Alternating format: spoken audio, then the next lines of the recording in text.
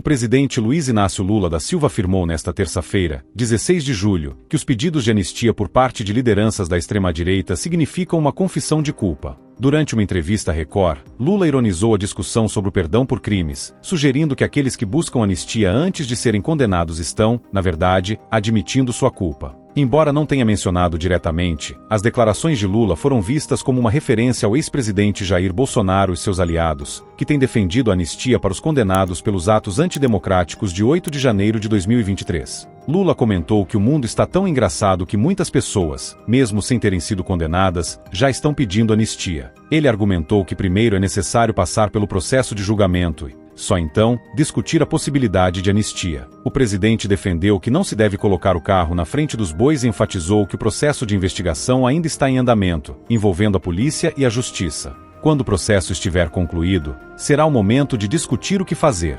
Bolsonaro defendeu a anistia em fevereiro, durante um protesto na Avenida Paulista, sugerindo que o perdão seria uma forma de conciliação e de passar uma borracha no passado do país. Recentemente, seu filho, o deputado federal Eduardo Bolsonaro, renovou o pedido de anistia em um evento da direita. Vários parlamentares já apresentaram projetos de lei no Congresso Nacional para conceder o perdão, tornando a anistia uma bandeira da extrema-direita brasileira. O ex-presidente Bolsonaro é investigado por sua suposta participação nos eventos de 8 de janeiro, sendo alvo de um inquérito no Supremo Tribunal Federal, STF, que apura os incitadores e autores intelectuais dos atos golpistas. Até agora, o STF já condenou mais de 200 pessoas pelos crimes de associação criminosa armada, abolição violenta do Estado Democrático de Direito, tentativa de golpe de Estado, dano qualificado e deterioração de patrimônio tombado. Além disso, Lula afirmou que ainda não definiu o nome que indicará para a sucessão de Roberto Campos Neto na presidência do Banco Central. Ele rejeitou as pressões para anunciar a escolha até agosto,